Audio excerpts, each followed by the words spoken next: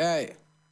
Yo soy la tierra, la sangre, los sueños, las ganas, el hambre, la luz en los ojos de mi santa madre. Hechos de barro, de ramas, de viento, de hueche, de carne. En la columna del día de hoy vamos a hablar sobre el trabajo, la labor que realizan algunos compañeros y compañeras dentro de las cárceles, los talleres que acercan allí, pero también conocer distintas realidades dentro de las cárceles.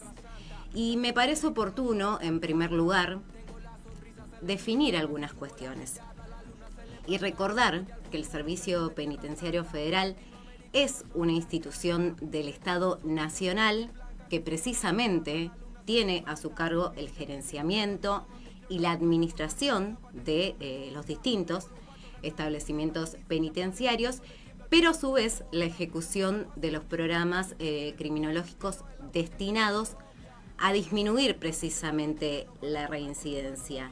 ¿Y cuál es la finalidad de las cárceles? Por un lado, dentro de las funciones del Servicio Penitenciario Federal, una de esas funciones es velar por la seguridad y la custodia de las personas que están esperando el proceso, procurando que el régimen carcelario contribuya precisamente a preservar o mejorar las condiciones tanto morales como de educación. Muchas de las personas que están privadas de su libertad terminan la educación allí adentro y realizan distintos estudios, su salud física y mental, pero por sobre todo, y en esto también me quiero detener, otra de las funciones del Servicio Penitenciario Federal es promover la readaptación social de los condenados a sanciones privativas de la libertad y que no vuelvan a reincidir cuando salgan de ese lugar. Hoy lo decía, en esta columna, en este espacio, vamos a estar conversando sobre la labor que realizan distintos compañeros. Alejandro Maidana, Gisela Gentile, junto a distintos colegas y compañeros, forman parte de la Asociación Civil Sacar la Voz, que ya va para el tercer año de existencia, esperando en este 2024 poder retomar los trabajos, ya que se ha dilatado, bueno, por un lado por el cambio de gobierno provincial, pero fundamentalmente por todo lo que está pasando a nivel nacional. Están esperando poder retomar el trabajo en la unidad penitenciaria número 3, que es uno de los lugares donde trabajan, y en el Centro Especializado de Responsabilidad Penal Juvenil, lo que es el ex-IRAR, que si bien allí todavía siguen sin programas, ellos continúan yendo por una cuestión de vinculación. Tienen una vinculación con los pibes y las pibas que están allí. Allí son jóvenes quienes están, no así en la unidad penitenciaria número 3, que son personas adultas. Pero nosotros queremos compartir acá un poco el trabajo que realizan, porque por supuesto que es muy extenso y lo que nosotros podamos llegar a compartir acá va a ser muy pequeño, al lado del gran trabajo que realizan. Tuvimos una larga charla con Alejandro y nos contó muchísimas cosas. Pero antes que nada queremos compartir con ustedes cómo nace Sacar la Voz, esta asociación civil, y Alejandro nos contaba lo siguiente. Sacar la Voz nace desde la inquietud misma que nos surgió cuando fuimos invitados a dar charlas sobre el rol de los medios de comunicación en torno a la construcción de sentidos en las cárceles, ¿no? Tanto en la unidad 5 de mujeres como en la unidad 3. Cuando ahí conocimos un poco el entorno y la vida del encierro, rápidamente nos movilizó. Nosotros venimos de una comunicación claramente siempre vinculada a lo popular, una comunicación ligada a la ética, ¿no? Y a la dignidad por sobre todas las cosas periodísticas, y encontramos una beta para poder conformarnos como asociación civil, porque necesitamos, de hecho, para el ingreso una personalidad jurídica. Así fue como, en su momento, después, bueno, las vicisitudes de la vida ha ido que la cuestión cambie, con personas liberadas, con compañeros de la comunicación social y del periodismo, para conformarnos como organización. Ahí nos contaba el surgimiento. También le preguntaba sobre el simbolismo detrás del nombre, Sacar la Voz. Dentro de la cárcel hay distintas realidades. Yo lo que le preguntaba es si estos pibes y pibas que están en el ex-IRAR, por lo menos, por ejemplo, necesitan sacar la voz. Alejandro me decía que sí, que sin duda, que todos y todas necesitamos sacar la voz. Para él reconoce que la comunicación es liberadora, es emancipadora, y precisamente cuando no podemos sacar esa voz, quienes transitamos por lo menos en los medios, él nos contaba que hay algo que viene intrínseco cuando comenzamos nuestro recorrido, que tiene que ver con la autocensura, porque precisamente estamos limitados desde algún lugar. Y él nos decía precisamente, cuando le preguntábamos sobre el lado simbólico de este nombre, que los pibes no tienen que esperar que los habiliten para hablar. Nos decía esto.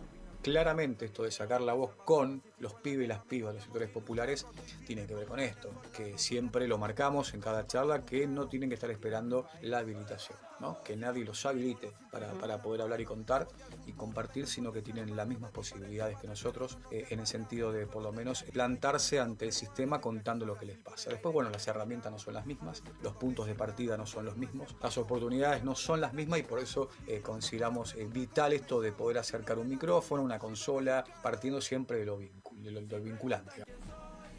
Las situaciones no son las mismas, los contextos no son los mismos, pero lo que también nos contaba Alejandro es el trabajo previo que tienen que hacer, porque ellos no llegan y los chicos se ponen a hablar automáticamente, sino que hay un camino previo también para ganarse la confianza y que los pibes y las pibas quieran hablar.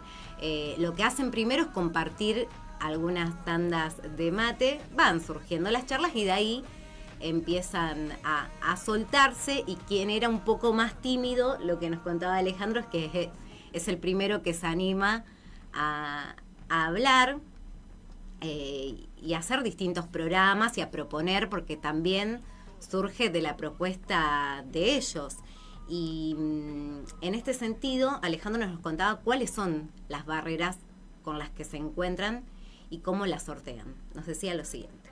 Siempre ponemos a disposición qué tienen ganas de hacer, nunca vamos con una hoja de ruta, porque ahí viene la frustración o el choque por ahí que queremos evitar, y por sobre todas las cosas sin ningún tipo de lenguaje académico. O sea, entramos a hablar de igual a igual, porque eso también se torna una barrera bastante importante a la hora de poder compartir, ¿no? Tienen en claro cuáles son las barreras, y por eso este trabajo previo, como decía, esa confianza.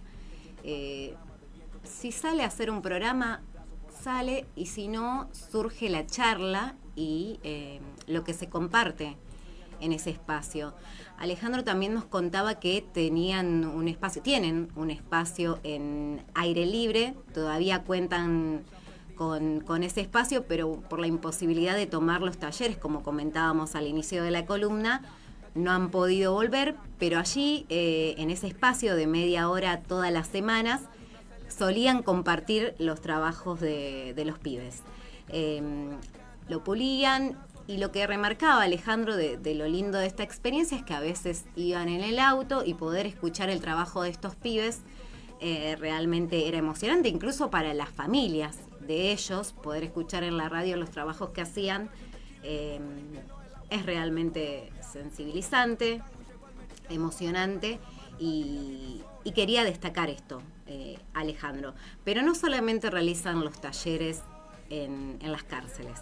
Ellos también tienen un espacio en La Toma, que de hecho nuestra charla transcurrió allí. Tienen un local donde trabajan con pibes y pibas de distintos barrios, y nos contaba lo siguiente. Tenemos un estudio de radio, una radio digital con espacio de grabación, y tenemos unas computadoras también cedidas por el polo tecnológico de la municipalidad, el Nodo Tau, donde trabajamos con redacción digital, en la preproducción radial y en lo que tiene que ver con las grabaciones.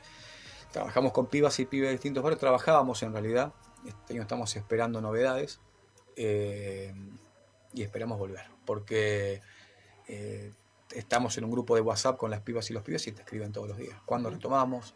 Tenemos muchas ganas de charlar, tenemos muchas ganas de vincularnos nuevamente. Aparte, son charlas que más allá de lo radial, lo que emergen son un montón de cuestiones que nos han posibilitado a nosotros acercar otras patas del Estado, ¿no? Que tienen que ver con un montón de situaciones, ¿no? Consumo, compañeras que también tienen esta lógica de que tienen sus compañeros privados de su libertad. Entonces digo, el afuera con el adentro confluyen enormemente en un montón de situaciones, y porque la problemática de las y los pibes de los barrios es la misma. El afuera con el adentro confluyen porque las problemáticas son las mismas, definitivamente, y hay una necesidad de juntarse, de reunirse aquí. De hecho, Alejandro nos contaba que en muchos casos los pibes y las pibas no pueden acercarse porque hoy también nos encontramos con distintas realidades, con un boleto de colectivo altísimo, imposible para el bolsillo de los y las laburantes, con una calidad de vida cada vez más complicada con los precios que suben, y ante estas distintas realidades los pibes y las pibas que tienen ganas de acercarse a este taller se ven limitados. Y por supuesto no pudimos evadir esta pregunta, que tiene que ver con un contexto de discursos punitivistas.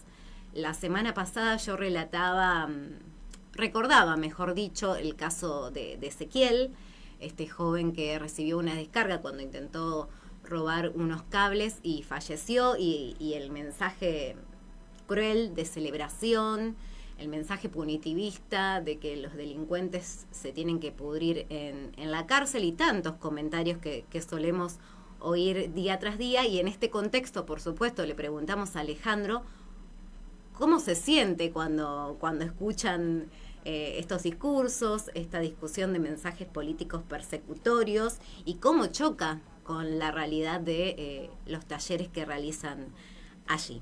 Y Alejandro nos respondía lo siguiente. Y es muy difícil, porque cada vez se cercenan más posibilidades para el ingreso de herramientas para el trabajo interno, y después claramente esto, ¿no? Lo que la sociedad está esperando escuchar de un discurso político es un discurso de castigos, un discurso de oprobio, de que vaya, digamos, hacia un lado represivo permanentemente, ¿no? Y nosotros entendemos que siempre sostenemos este discurso. Sería interesante que todos puedan conocer un día la cárcel, no solamente por el hecho infernal, ¿no?, que la misma refiere, deshumanizante, pero cuando pueden intercambiar con aquellos que están privados de su libertad muy poco la historia, ¿no?, que los hermana, las historias que ellos comparten claramente nos interpelan. Desde chicos que han quedado sin sus papás a los 11 años y se han tenido que de un día para otro cocinar y pensar su vida a los 11 años en soledad, hasta que su tía llegó no sé de dónde para acompañarlo, hasta la figura de un padre que no está. Acá nos contaba algunas de las realidades, y quiero compartir una frase que nos decía Alejandro, que por lo menos a mí me quedó dando vuelta. Nos decía que es imposible empatizar si no conoces, es imposible sensibilizarte si no conoces, y por eso precisamente ellos dicen que a los discursos de odio, estos discursos represivos y punitivistas, lo que lo oponen es la resistencia de la empatía y del amor, de escuchar, de conocer.